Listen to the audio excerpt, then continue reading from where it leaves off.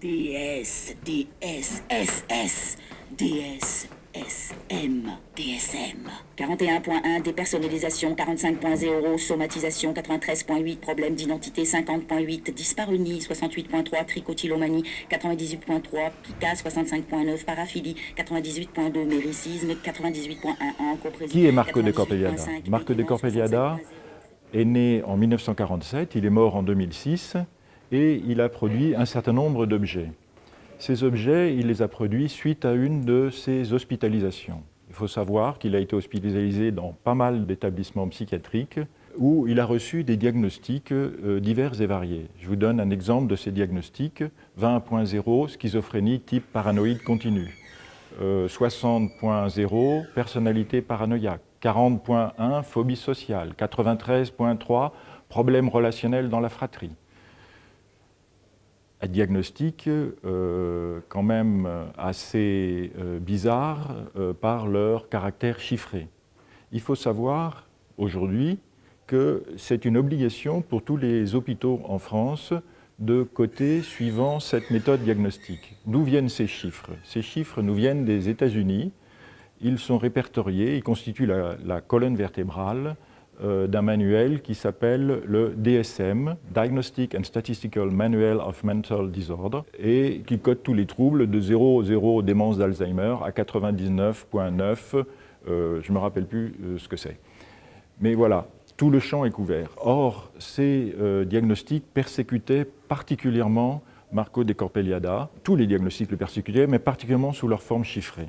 Donc, il va répliquer, il va se révolter et répliquer quelque chose à ces diagnostics. Et comment? Eh bien par le chiffre 20.0. 20.0, il se trouve que c'est le chiffre de crevettes entières roses cuites chez Surgelés Picard.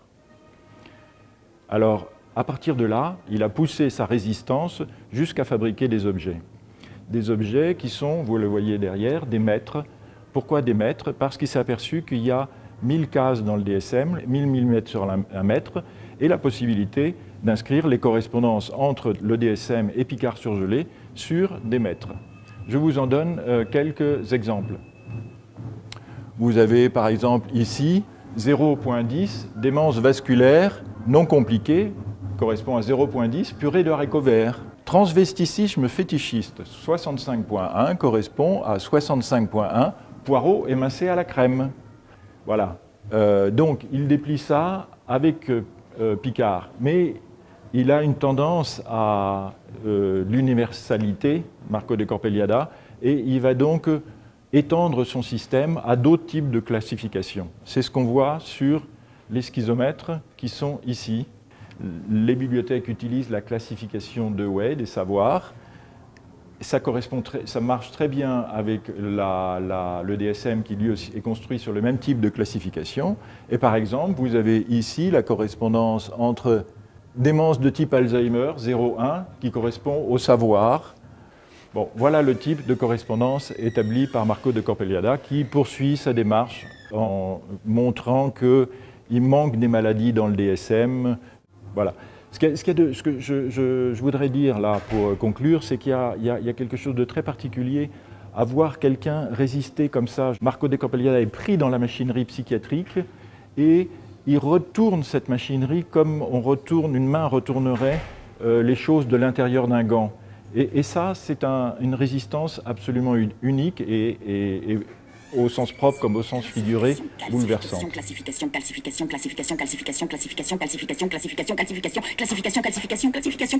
trouble amnésique, trouble psychotique, trouble de l'orgasme, trouble anxieux, trouble bipolaire, trouble du calcul, trouble dépressif, trouble de conversion, trouble de l'adaptation, trouble douloureux, trouble somatoforme, trouble du langage, trouble autistique, trouble de l'alimentation, trouble de l'excitation, trouble de l'érection, trouble de la nature, trouble de la lecture.